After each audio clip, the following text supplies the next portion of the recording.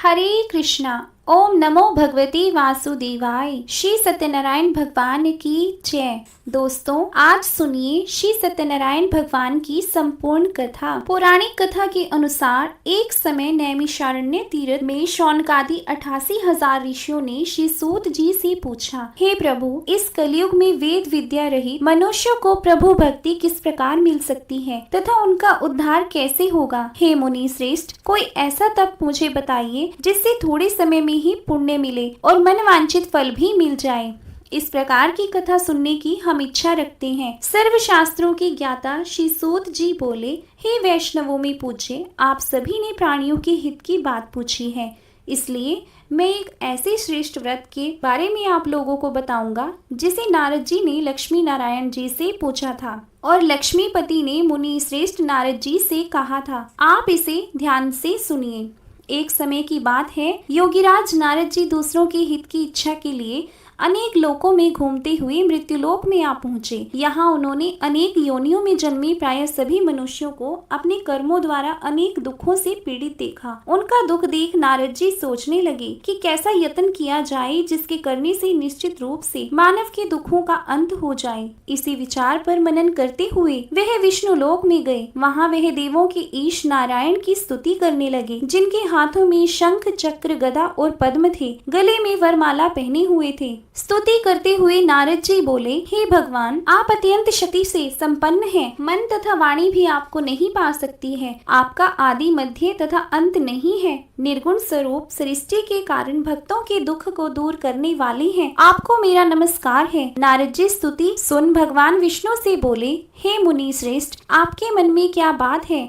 आप किस काम के लिए यहाँ पधारे हैं, उसे निसंकोच कहो। इस पर नारद मुनि बोले कि मृत्युलोक में अनेक योनियों में जन्मे मनुष्य अपने कर्मों के द्वारा अनेक दुखों से दुखी हो रहे हैं। हे नाथ, आप मुझ पर दया रखते हैं तो बताइए कि वो मनुष्य थोड़े प्रयास से ही अपने दुखों से कैसे छुटकारा पा सकते हैं। श्री हरि बोले, हे नारद, मनुष्यों की भलाई के लिए तुमने बहुत अच्छी बात पूछी है, जिसके करने से मनुष्य मोह से छूट जाता है। वह बात मैं तुमसे कहता हूँ, उसे सुनो। स्वर्गलोक व मृत्युलोक दोनों में एक दुर्लभ उत्तम व्रत है जो पुण्य देने वाला है। आज प्रेमवश होकर मैं उसे तुमसे कहता हूँ। श्री सत्यनारायण भगवान का यह व्रत अच्छी तरह से विधि विधान पूर्वक करके मनुष्य तुरंत सुख भोग कर मरने पर मोक्ष पाता है। श्री हरि के वचन सुन नारद जी बोले कि उस व्रत का फल क्या है और उसका विधान क्या है। यह व्रत किसने किया था, इस व्रत को किस दिन करना चाहिए, सभी कुछ विस्तार से बताएं। नारद की बात सुनकर श्री हरि बोले, दुख व शोक को दूर करने वाला, यह सभी स्थानों पर विजय दिलाने वाला है। मानव को भक्ति व श्रद्धा के साथ शाम को श्री सत्यनारायण की पूजा धर्म परायण होकर ब्राह्मणों व बंधुओं के साथ करनी चाहिए। भक्ति भाव से ही नैवेद्य, केले का फल, घी, दूध और गेहूं का आटा स्वाया ले। गेहूं के स्थान पर साठी का आटा, शक्कर तथा गुड़ लेकर वह सभी भक्षण योग्य पदार्थों को मिलाकर भगवान को भोग लगाएं। ब्राह्मणों सहित बंधु बांधवों को भी भोजन कराएं। उसके बाद स्वयं भोजन करें।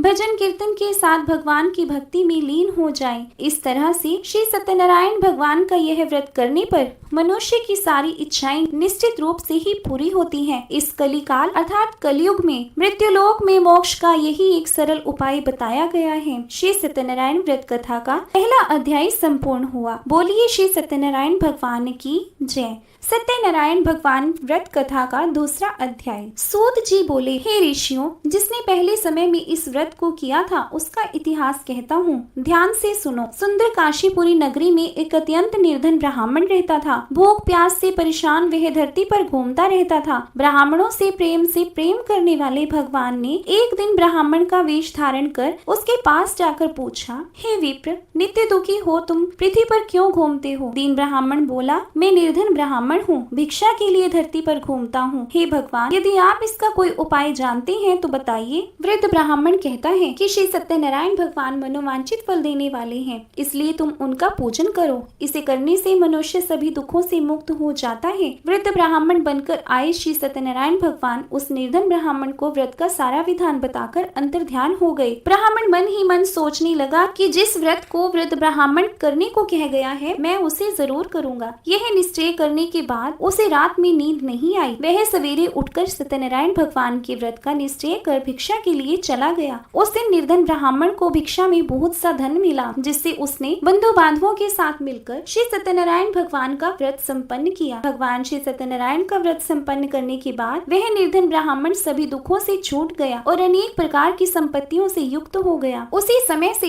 यह ब्राह्मण हर माह इस व्रत को करने लगा। इस तरह से श्री सत्यनारायण भगवान के व्रत को जो मनुष्य करेगा वह सभी प्रकार के पापों से छूटकर मोक्ष को प्राप्त होगा। जो मनुष्य इस व्रत को करेगा वह भी सभी दुखों से मुक्त हो जाएगा। सूत जी बोले कि इस तरह से नारद जी से नारायण जी का कहा हुआ श्री सत्यनारायण व्रत को मैंने तुमसे कहा है। हे विप्रो, मैं अब और क्या कहूँ। ऋषि बोले, हे मुनिवर, संसार में उस विप्र से सुनकर और किस किस ने इस व्रत को किया है, हम सब इस बात को सुनना चाहते हैं। इसके लिए हमारे मन में श्रद्धा का भाव है। सूत जी बोले, हे मुनियों, जिस जिसने इस व्रत को किया है वह सब सुनो। एक समय वही विप्र धन व ऐश्वर्य के अनुसार अपने बंधु बांधवों के साथ इस व्रत को करने को तैयार हुआ। उसी समय एक लकड़ी बेचने वाला बूढ़ा आदमी वहाँ आया और लकड़ियाँ बाहर रखकर अंदर ब्राह्मण के घर में गया। प्यास से दुखी वह लकड़हारा उनको व्रत करते देख विप्र को नमस्कार कर पूछने लगा कि आप यह क्या कर रही हैं? तो उन्होंने बताया कि व्रत कर रहा हूँ तथा इसे करने से क्या फल मिलेगा, कृपया मुझे भी बताएं। ब्राह्मण ने कहा कि सब मनोकामनाओं को पूरा करने वाला यह श्री सत्यनारायण भगवान का व्रत है। इनकी कृपा से ही मेरे घर में धन धान्य आदि की वृद्धि हुई है। विप्र से सत्यनारायण व्रत के बारे में जानकर लकड़हारा बहुत प्रसन्न हुआ। चरणामृत लेकर वह प्रसाद खाने के बाद वह अपने घर गया। लकड़हारे ने अपने मन में संकल्प किया कि आज लकड़ी बेचने से जो धन मिलेगा उसी से श्री सत्यनारायण भगवान का उत्तम व्रत करूंगा। मन में इस विचार को ले बूढ़ा आदमी सिर पर लकड़ियां रखकर उस नगर में बेचने गया जहां धनी लोग ज्यादा रहते थे। उस नगर में उसे अपनी लकड़ियों का दाम पहले से 4 गुना अधिक मिलता है। बूढ़ा प्रसन्नता के साथ दाम लेकर केले, शक्कर, घी, दूध, दही और गेहूं का आटा ले और श्री सत्यनारायण भगवान के व्रत की अन्य सामग्रियां लेकर अपने घर गया। वहां उसने अपने बंधु बांधवों को बुलाकर विधि विधान से श्री सत्यनारायण भगवान का पूजन और व्रत किया। इस व्रत के प्रभाव से वह बूढ़ा लकड़हारा धन, पुत्र आदि से युक्त होकर संसार के समस्त सुख भोग अंत में बैकुंठ धाम चला गया। श्री सत्यनारायण व्रत कथा का दूसरा अध्याय संपूर्ण हुआ। बोलिए श्री सत्यनारायण भगवान की जय। सत्यनारायण भगवान की व्रत कथा का तीसरा अध्याय। सूत जी बोले, हे श्रेष्ठ मुनियों, अब आगे की कथा कहता हूँ। पहले समय में उल्कामुख नाम का एक बुद्धिमान राजा था। वह सत्यवक्ता और जितेंद्रिय था। प्रतिदिन देव स्थानों पर जाता और निर्धनों को धन देकर उनके कष्ट दूर करता था। उसकी पत्नी कमल के समान मुख वाली तथा सती साध्वी थी। भद्रशिला नदी के तट पर उन दोनों ने श्री सत्यनारायण भगवान का व्रत किया। उसी समय साधु नाम का एक वैश्य आया। उसके पास व्यापार के लिए बहुत सा धन भी था। राजा को व्रत करते देख वह विनय के साथ पूछने लगा, हे राजन, भक्ति भाव से पूर्ण होकर आप यह क्या कर रहे हैं? मैं सुनने की इच्छा रखता हूँ, तो आप मुझे बताइए। राजा बोला, हे साधु, अपने बंधु बांधवों के साथ पुत्रादि की प्राप्ति के लिए एक महाशक्तिमान श्री सत्यनारायण भगवान का व्रत व पूजन कर रहा हूँ। राजा के वचन सुन साधु आदर से बोला, हे राजन, मुझे इस व्रत का सारा विधान बताइए। आपकी कथा अनुसार मैं भी इस व्रत को करूँगा। मेरे भी कोई संतान नहीं है और इस व्रत को करने से निश्चित रूप से मुझे संतान की प्राप्ति होगी। राजा से व्रत का सारा विधान सुन व्यापार से निवृत्त हो वह अपने घर गया। साधु वैश्य ने अपनी पत्नी को संतान देने वाले इस व्रत का वर्णन कह सुनाया और कहा कि जब मेरी संतान होगी तब मैं इस व्रत को करूंगा। साधु ने इस तरह के वचन अपनी पत्नी लीलावती से कहे। एक दिन लीलावती पति के साथ आनंदित हो संसारिक धर्म में प्रवृत्त होकर सत्यनारायण भगवान की कृपा से गर्भवती हो गई और 10वें महीने में उसकी गर्भ से एक सुंदर कन्या ने जन्म लिया। दिनों दिन वह ऐसे बढ़ने लगी जैसे शुक्ल पक्ष का चंद्रमा बढ़ता है। माता पिता ने अपनी कन्या का नाम कलावती रखा। एक दिन लीलावती ने मीठे शब्दों में अपने पति को याद दिलाया कि आपने श्री सत्यनारायण भगवान की इस व्रत को करने का संकल्प किया था, उसे करने का समय आ गया है। आप इस व्रत को करिए। साधु बोला कि हे प्रिय, इस व्रत को मैं उसके विवाह पर करूंगा। इस प्रकार अपनी पत्नी को आश्वासन देकर वह नगर को चला गया। कलावती पिता के घर में रह वृद्धि को प्राप्त हो गई। साधु ने एक बार नगर में अपनी कन्या को सखियों के साथ देखा तो तुरंत ही दूत को बुलाया और कहा कि मेरी कन्या विवाह के योग्य हो गई है, उसके योग्य कोई वर देख कर लाओ। साधु की बात सुनकर दूत कंचन नगर में पहुंचा और वहाँ देखभाल कर लड़की के सुयोग्य वणिक पुत्र को ले आया। सुयोग्य लड़के को देख साधु ने बंधु बांधवों को बुलाकर अपनी पुत्री का विवाह कर दिया। लेकिन दुर्भाग्य की बात यह है कि साधु ने अभी भी श्री सत्यनारायण भगवान का व्रत नहीं किया। इस पर श्री भगवान क्रोधित हो गए और श्राप दिया कि साधु को अत्यधिक दुख मिले। अपने कार्य में कुशल साधु बनिया जमाई को लेकर समुद्र के पास स्थित होकर रतनसारपुर नगर में गया। वहाँ जाकर दामाद ससुर दोनों मिलकर चंद्रकेतु राजा के नगर में व्यापार करने लगे। एक दिन भगवान श्री सत्यनारायण की माया से एक चोर राजा का धन चुराकर भाग रहा था। उसने राजा के सिपाहियों को अपना पीछा करते देख चुराया हुआ धन वहाँ रख दिया जहाँ साधु अपने जमाई के साथ ठहरा हुआ था। राजा के सिपाहियों ने साधु वैश्य के पास राजा का धन पड़ा देखा तो वह ससुर जमाई दोनों को बांधकर प्रसन्नता से राजा के पास ले गए और कहा कि उन दोनों चोरों को हम पकड़ लाए हैं, आप आगे की कार्यवाही की आज्ञा दें। राजा की आज्ञा से उन दोनों को कठिन कारावास में डाल दिया गया और उनका सारा धन भी छीन लिया गया। श्री सत्यनारायण भगवान के श्राप से साधु की पत्नी भी बहुत दुखी हुई। घर में जो भी धन रखा था उसे चोर चुरा कर ले गए। शारीरिक तथा मानसिक पीड़ा व भूख प्यास से अति दुखी हो अन्न की चिंता में कलावती एक ब्राह्मण के घर गई। वहाँ उसने श्री सत्यनारायण भगवान का व्रत होते देखा, फिर कथा भी सुनी। वह प्रसाद ग्रहण कर वह रात को घर वापस आई। माता ने कलावती से पूछा कि हे पुत्री, अब तक तुम कहाँ थी,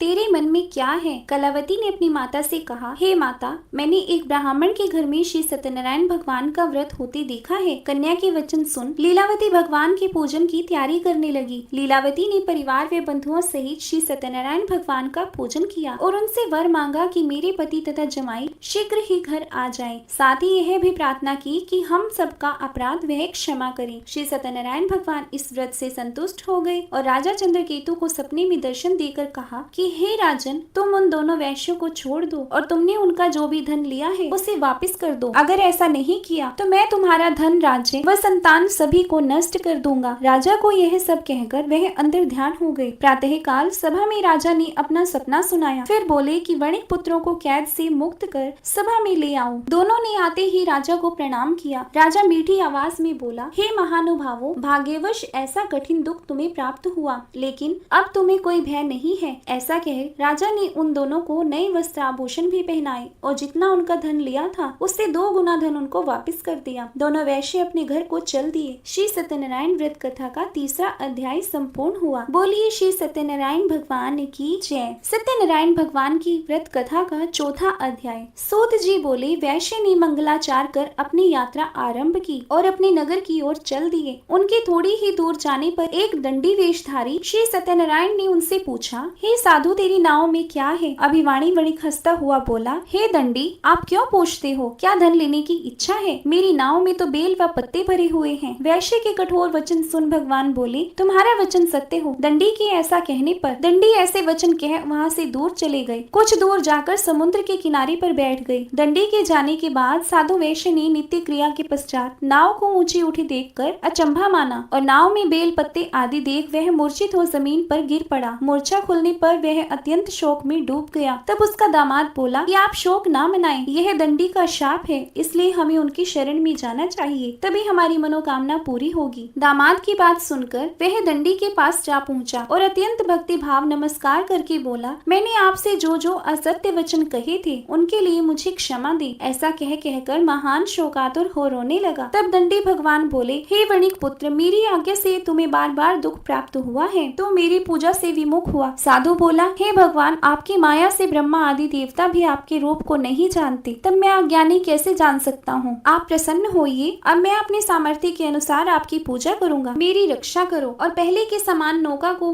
धन से भर दो। साधु वैश्य के भक्ति पूर्वक वचन सुनकर भगवान प्रसन्न हो गए और उसकी इच्छा अनुसार वरदान देकर अंतर ध्यान हो गए। ससुर जमाई दोनों जब नाव पर आए तो नाव धन से भरी हुई थी। फिर वही अपने अन्य साथियों के साथ श्री सत्यनारायण भगवान का पूजन कर अपने नगर को चल दिए। जब नगर के नजदीक पहुँचे तो दूत को घर पर खबर करने के लिए भेज दिया। दूत साधु की पत्नी को प्रणाम कर कहता है कि मालिक अपने दामाद सहित नगर के निकट आ गए हैं। दूत की बात सुन साधु की पत्नी लीलावती ने बड़े हर्ष के साथ सत्यनारायण भगवान का पूजन कर अपनी पुत्री कलावती से कहा कि मैं अपने पति के दर्शन को जाती हूँ, तो कार्य पूर्ण कर शीघ्र ही वहाँ आ जाना। माता के ऐसे वचन सुन कलावती जल्दी में प्रसाद छोड़ अपने पति के पास चली गई। प्रसाद की अवज्ञा के कारण श्री सत्यनारायण भगवान रुष्ट हो गए और नाव सहित उसके पति को पानी में डुबो दिया।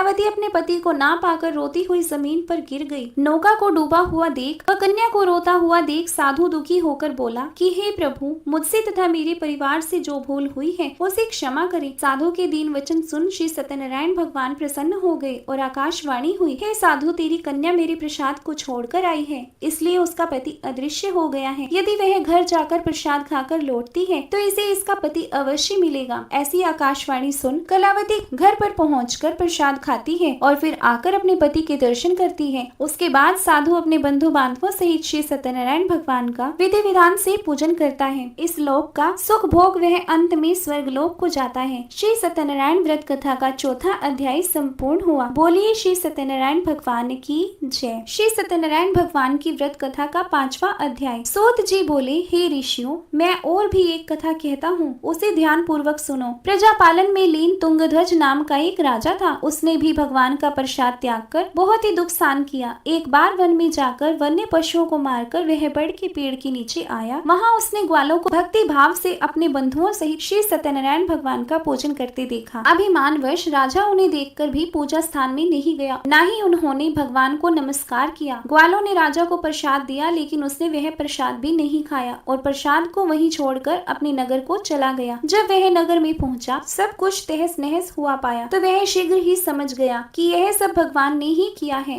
वह दोबारा ग्वालों के पास पहुंचा और विधि पूर्वक पूजा करके प्रसाद खाया तो श्री सत्यनारायण भगवान की कृपा से सब कुछ पहले जैसा हो गया। दीर्घ काल तक सुख भोगने के बाद मरणोपरांत उसे स्वर्गलोक की प्राप्ति हुई। जो मनुष्य परम दुर्लभ इस व्रत को करेगा तो भगवान श्री सत्यनारायण की अनुकंपा से उसे धन धान्य की प्राप्ति होगी। निर्धन धनी हो जाता है, भय मुक्त हो जीवन जाता है। संतानहीन मनुष्य को संतान सुख मिलता है और सारे मनोरथ पूर्ण होने पर मानव अंत काल में वैकुंठ धाम को जाता है। सूत जी बोले, जिन्होंने पहले इस व्रत को किया, अब उनके दूसरे जन्म की कथा कहता हूँ। वृद्ध शतानंद ब्राह्मण ने सुदामा का जन्म लेकर मोक्ष की प्राप्ति की। लकड़हारे ने अगले जन्म में निषाद बनकर मोक्ष प्राप्त किया। उल्कामुख नाम का राजा दशरथ होकर वैकुंठ को गए। साधु नाम के वैश्य ने मोरध्वज बनकर अपने पुत्र कुआरे से चीरकर मोक्ष पाया। महाराज तुंगध्वज ने स्वयंभू होकर भगवान में भक्ति युक्त हो कर्म कर मोक्ष पाया। श्री सत्यनारायण व्रत कथा का 5वां अध्याय संपूर्ण हुआ। बोलिए श्री सत्यनारायण भगवान की जय। श्री लक्ष्मी नारायण की जय। इस तरह श्री सत्यनारायण व्रत कथा संपूर्ण हुई।